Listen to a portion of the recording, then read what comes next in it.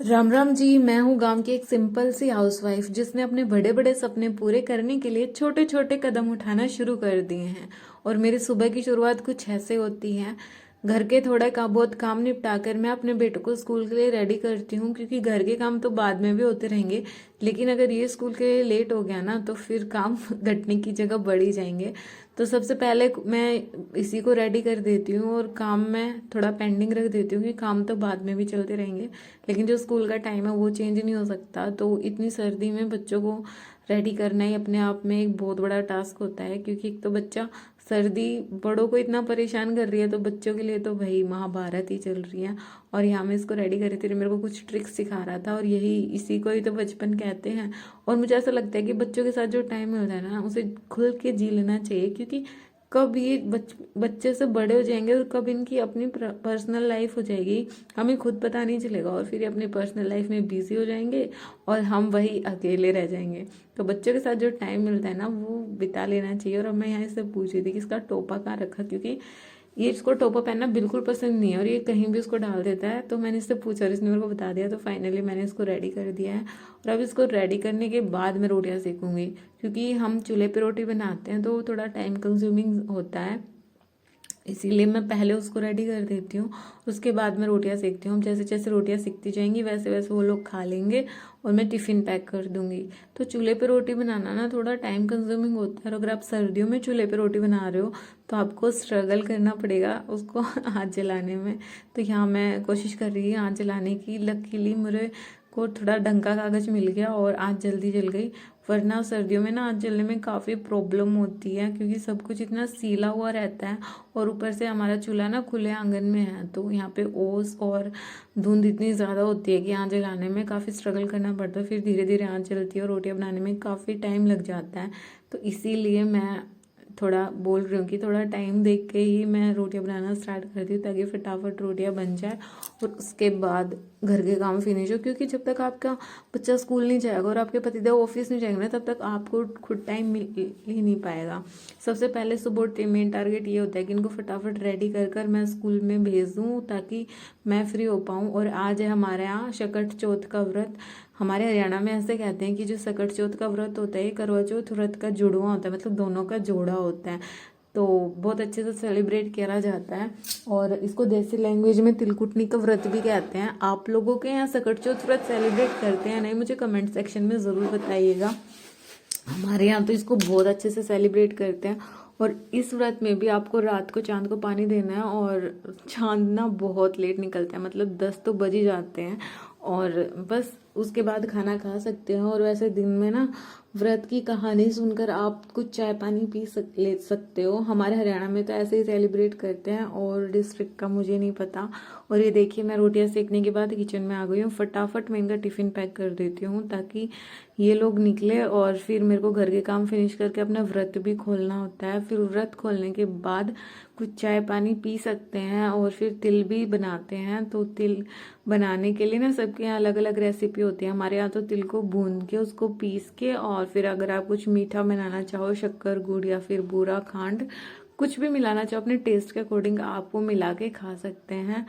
तो बस उसी की प्रिपरेशन यहाँ पर चल रही है।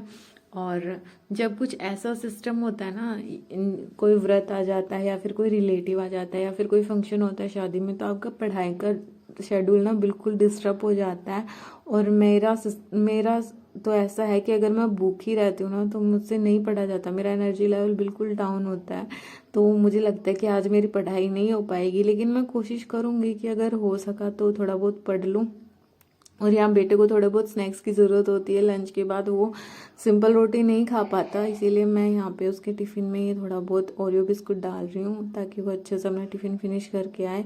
और यहाँ पर पतिदेव का टिफ़िन भी बनकर पूरी तरह से रेडी है। अब वाटर बोतल में गर्मा गर्म पानी डालूंगी। देखो उसने अच्छे से बंद नहीं किया, तो कह रहा था मम्मी इसको अच्छे से बंद करके दो, तो यहाँ मैं वही इसको करके दे रही हूँ। और अगर मैं आपको व्रत के बारे में बताऊँ तो भूख लगने लग जाती है रात को 10 बजे तक, और कुछ ज़्यादा ना डिस्टर्बिंग खाने का मन भी नहीं करता, बस कुछ प्लेन हो, सिंपल सा हो। और मोस्टली केसेस में तो ऐसा होता है कि सर्दियों में रात के 10 बजे तक ना एनर्जी लेवल इतना डाउन हो जाता है कि मैं सो ही जाती हूँ। तो ऐसा कहते हैं अगर आप चांद को अर्घ नहीं दे के सोते हो तो आपका व्रत कंप्लीट नहीं समझा जाता है। तो यहाँ तिल में से मैं कुछ कच्चे तिल पूजा के लिए निकाल लूँगी, और ये बाकी बचे तिलों को अभी मैं जो चूल्हे पे ना आँच अच्छी जल रही थी तो उसी पे सेक लूँगी। और वैसे भी चूल्हे की धीमी धीमी आँच में तिल काफ़ी अच्छे से पक जाते हैं और फिर इनका टेस्ट अलग ही आता है। आप कभी ट्राई करके देखना, चूल्हे की रोटियों में गैस की रोटियों में ना काफ़ी डिफरेंस होता है। चूल्हे का खाना कहीं ज़्यादा टेस्टी बनता है गैस के चूल्हे के कंपैरिजन में। और यहाँ पर मेरी बेटी मेरे पास आ गई थी, काफ़ी रो रही थी, तो अभी मैं इसको गोद में लेकर ही सेक रही हूँ। थोड़ा केयरफुल रहना पड़ता है इसको गोद में लेकर, वरना चूल्हे के आगे ठंड तो बिल्कुल नहीं लगती। तो ये आराम से बैठी है, थोड़ा केयरफुली भूनने के बाद ये देखिए मेरे तिल भुन के रेडी है। और अब इसके बाद जो घर की हालत होती है ना वो समेटने का टाइम है। तो बस आ गई हूँ मैं अंदर, और अब मैं यहाँ समेटने का काम स्टार्ट हो जाएगा। झाड़ू पोछा नहाना धोना बस यही काम रह गया है, बाकी तो सब कुछ हो चुका है। तो यहाँ फटाफट मैं कपड़े समेट के झाड़ू पोछा कंप्लीट करके अपना नहा धो के व्रत खोलूंगी, क्योंकि एनर्जी लेवल बहुत डाउन हो जाता है जब आप लेट नाइट तक स्टडी करते हो। नेक्स्ट डे आपका कुछ ऐसा रूटीन होता है तो आपको समझ ही नहीं आता कि कैसे क्या होगा, लेकिन फिर भी जैसे तैसे आपको मैनेज करके चलना पड़ता है सारी चीज़ों को, क्योंकि आप एक चीज़ के चक्कर में दूसरी चीज़ छोड़ नहीं सकते। और वैसे भी एडजस्टमेंट का नाम ही तो ज़िंदगी है। तो बस इसी भरोसे अभी चल रही हूँ कि देखते हैं क्या रहता है आज पूरे दिन का रूटीन। अगर टाइम मिला तो मैं पढ़ूंगी, और अगर नहीं मिला तो नहीं पढ़ा जाएगा आज।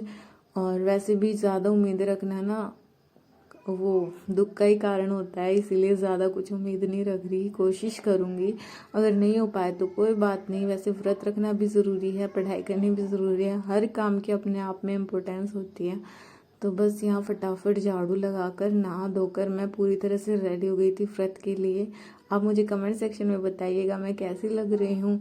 और प्लीज़ अगर आपको व्लॉग अच्छा लगता है, आप लोग मेरे रेगुलर व्यूवर हैं, तो प्लीज़ मुझे कमेंट कीजिएगा, चैनल को सब्सक्राइब कीजिएगा, और एक प्यारा सा कमेंट भी ज़रूर दीजिएगा कि मुझे क्या इम्प्रूवमेंट करना चाहिए अपने व्लॉग्स में, ताकि मेरे व्यू अच्छे से आएँ और मेरा चैनल थोड़ा ग्रो हो सके। और ये देखिए ये मैंने तिल भी पीस लिए हैं, अब इनमें मीठा मैं मिला के और फिर इनको खा सकते हैं। और यहाँ पे दोपहर के बाद यहाँ पे धूप निकली थी, तो मैं और मेरी बेटी यहाँ धूप में काफ़ी मस्ती कर रहे थे, क्योंकि सर्दी के में जो धूप बिल्कुल अमृत की तरह काम करती है। आप लोग भी धूप में मज़े लीजिएगा सर्दियों के। मिलती हूँ आपसे नेक्स्ट व्लॉग में, तब तक के लिए जय बाबा की। और हाँ, please like share and subscribe करना ना भूलिएगा। धन्यवाद।